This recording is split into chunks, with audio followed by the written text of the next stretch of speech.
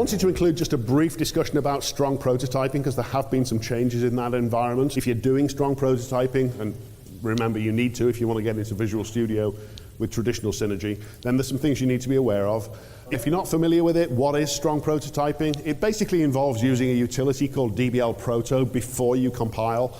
DBL Proto parses your source code, discovers what's out there, learns about all of your subroutines and functions and parameters and structures and enums, and basically learns about your whole environment and creates a binary prototype file that contains that information. So it's like the recipe book for your code, how to use your code essentially.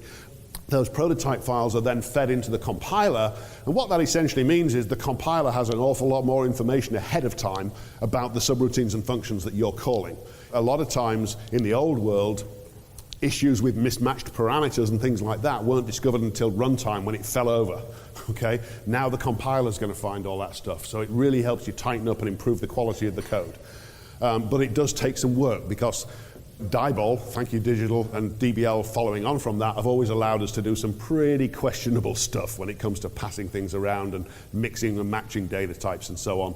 And this is a process where you're forced to eliminate a lot of those things, okay? And you're forced to go and do it right. But the benefits are, there's some developer pain, as I mentioned earlier, but there's an awful lot of end user gain because the applications are going to be more stable and less prone to runtime issues.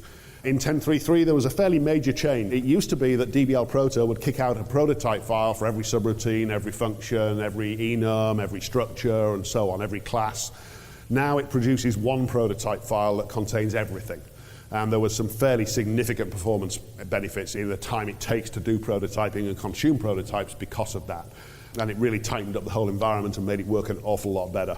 But it may highlight some additional prototyping issues with the code because now the compiler's reading that one thing and it's got everything it needs available. That wasn't always the case, it turns out, before. So you might, when you go to 10.3.3, if you're doing prototyping, you might find one or two more things that you got to tweak and fix. And you must regenerate your prototype files when you go to 10.3.3. And also make a point of first go out there and delete all your old DBP files. If you don't do that, there's a good chance that you're going to have all the old versions of stuff and then one single new file and they've both got the same stuff in. So you're going to get duplicate everything, basically. So wipe out your DBP files and build a new copy. Strong prototyping changes in 10.3.3. So this is traditional Synergy stuff. Strong prototyping in .NET just happens under the hood and you don't really see it. So in traditional Synergy, when you're using the import statement, there used to be a directory qualifier so that you could specify in code where the import files come from, where the prototype files come from. That was removed. I don't think people were using it. There were a couple of other mechanisms to let you do that anyway, so I don't think this will affect anybody. But if it does, then you need to use the command line -qimpdir to specify the same thing, or there's a synimpdir environment variable, which I'm pretty sure most people use to specify this is where prototype files go. So just be aware of that. Namespaces defined in a compilation unit are no longer automatically imported. If you had in your compilation unit a namespace with some stuff in it, that namespace that was defined locally was also automatically imported throughout the rest of the compilation unit. And that is no longer the case. The imported namespace is no longer available for the rest of that compilation unit. Essentially, if you imported something anywhere in a namespace, it used to be that the compiler would then know about it and you wouldn't have to have an import in subsequent code sometimes. Even though you were using something from that namespace in that module, you could get away without the import because it happened earlier in a previous module. That has been fixed. Now, that really was a problem. It shouldn't have been doing that. So what you might find is that when you go to 10.3.3 or past, you might start getting a few undefineds. Oh yeah, I'm missing an import for this, and so on. Certainly if you're in Visual Studio, it's very easy to fix. You just put your cursor on the thing and control period, and it'll tell you what you're missing and bring it in, hopefully. But that is a change. So long and short of both of these is if you're using something from a namespace, a class, an enum, a structure, whatever it is, in a piece of code, you have to have an import in that piece of code. Okay? There have been a couple of changes to the syndefns, the Synergy default namespace environment variable. You can now specify semicolon delimited lists of namespaces, so it's not limited to just a single namespace anymore, and all of those namespaces will be implicitly imported in your code. And also there is a wildcard mechanism now. So if you have multiple nested namespaces, you can use the .* to import the namespace and its child. or children. On the subject of prototyping, you know, as I've mentioned, there is some pain to be had, and all along we've had this -q relaxed compiler switch that has 6 or 7 things that you can say, yeah, ease off on this a bit, ease off on that a bit. What prototyping is doing is trying to get you to improve your code. But some of the changes were technically wrong, but is it really that big of a deal? Yeah, we'll give you a way of easing off on that and not having to make quite so many changes. It was always intended to be a temporary thing.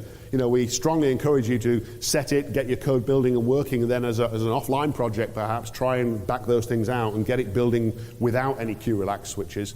But as we went to 10.3.3, because of some changes in that new environment that we just talked about, we found that we could add a couple more. So there's a couple new Q-relaxed switches, param AD, which basically eases off the scenario of passing alphas to decimal parameters if the parameter is in or unspecified. If it's out or in-out and it's updated, that's not the case, but if you're just passing information in, you can ease off on that. And that was a very common additional set of problems that people started hitting. And also Q-relax param ST, which this one is about if you're using structures and passing structures to parameters, there had to be an exact match between the structures, and sometimes we were finding that people were trying to mismatch the structures, but it was just a redefinition of the same thing in a different way. So with param ST, you can mismatch structures that you're passing around as long as the length is the same. Again, that tended to help in a lot of prototyping scenarios. Another change, this happened in 10.3.3b, so later in last year, we realized there were some issues with subroutines and functions and the way they were being prototyped. And it turns out that we shouldn't have implemented it the way it was done. So there was a change that subroutines and functions are really, they're not supposed to be in a namespace anymore at this point in time. They belong in the global namespace, which is where they will default to.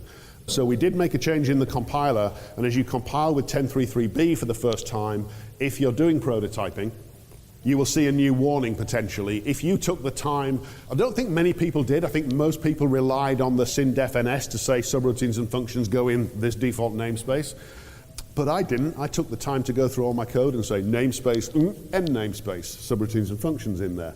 And that's not liked anymore, okay? So you're going to see a new warning, the warning you can see on the slide. And really, if you have got subroutines and functions coded into a namespace, just go lose the namespace.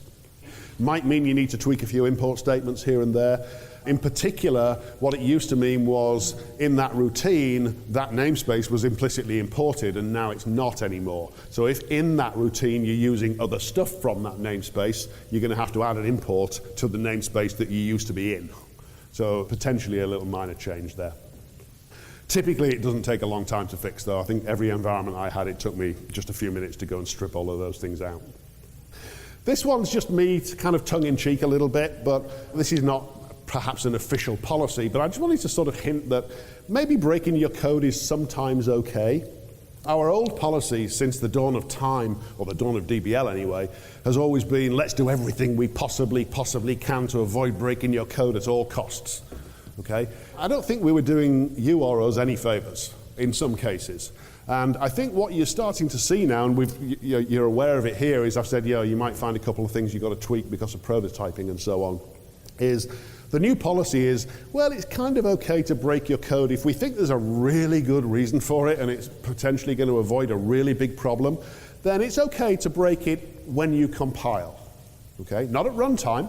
The policy is absolutely still, we will do everything we can not to break your code at runtime. If as a developer you choose to rebuild something, it's okay that, there's a new warning because I need to do that. Let me just improve this little piece of code. That kind of thing. We're not talking about major rewrites of your code, but we're talking about in the prototyped environment, typically, if we have to change something because it's like, we can really improve things if we do this, then you might see that from time to time, and we hope that's okay. If you have a problem with that, by all means, give us some feedback on that during the conference.